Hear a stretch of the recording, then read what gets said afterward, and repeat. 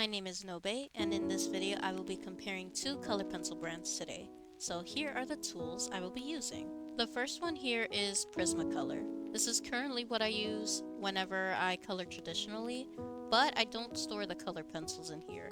I actually use the tin to store some of my fine liners. In reality, I store my color pencils in a pencil pouch. And here is the Crayola color pencils I will be using today. It's just a regular 24 pack. And a sharpener for the pencils, an eraser even though I will most likely not use it, a blending stump, there's another word for it but I forgot what it was, a simple nail filer to clean the blending stump, some white pens for highlights, and some pens for fixing lines. This is the drawing we will be coloring today. I made this in honor of Hispanic Heritage Month. The paper is nothing fancy, just some printing paper. Random, but this watercolor pad is what I will be using as the backing since my mouse pad is too soft to color on. I quickly made a color swatch chart so I could have a reference to look at, and I also made hearts next to the blue shades just because blue is my favorite color.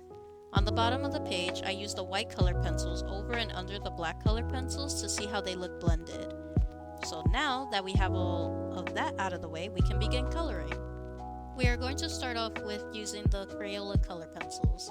I picked 11 pencils from each pack that were similar in color to make it as fair as possible. I usually start off with coloring in the blush for the character, then I will go over it with whatever color the skin is going to be to help blend it out. I tend to color lightly and build the colors over time. Honestly, it was nice to sit down, put my headphones on, and just focus on coloring today. I actually made coloring pages like this one for my Ko-fi members, so they have something new to color at the end of each month. I will say that it was a bit difficult to blend these.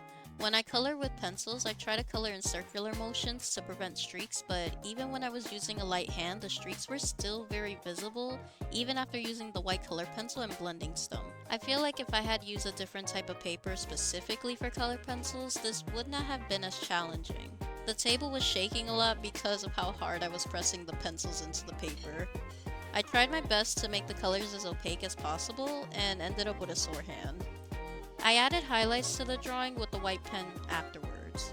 Now that we are finished with the Crayola one, we are going to move on and use the Prismacolors this time. Before I jump into how the Prismacolors performed, I wanted to talk a little bit more about the drawing itself. As I mentioned earlier, this drawing was made in honor of Hispanic Heritage Month. I am Puerto Rican, and I wanted to make a piece dedicated to that. The girl is in the middle of doing a traditional dance called bomba. Bomba was created by our enslaved African ancestors during the 16th century as a way of self-expression, telling stories, and used as a method of protest and resistance. Adorned on her head is the Flor de Maga, the national flower of Puerto Rico. The creatures surrounding her are called vejigantes. People make masks of them and wear them during festivals and carnivals. I would love to make my own vejigante mask one day. My culture is a mix of so many things, but that is what makes it beautiful, and that is what makes me, well, me. Now, let's talk about the Prismacolor pencils. These were very pigmented and very buttery on the paper.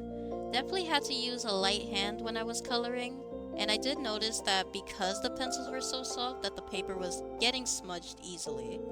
I should have put a paper under my hand to prevent it, but I was too lazy for that. I fell in love with the shade of red that was in her hair. It was so vibrant and a nice blend with her brown hair. It was very easy to blend these color pencils compared to the Crayola ones. They gave a much smoother finish and didn't have noticeable streaks. One thing I will mention though is that because these are so pigmented, you'll definitely have to go over the line art again since they will fade from coloring. And we are done! Here are the two pieces side by side. I will definitely continue to use Prismacolor for my art, but Crayola is still nice to use for fun. I still feel like it would perform better on paper that is made for color pencils.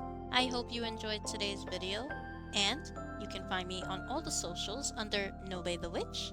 And thank you again so much for watching. Until next time, bye bye!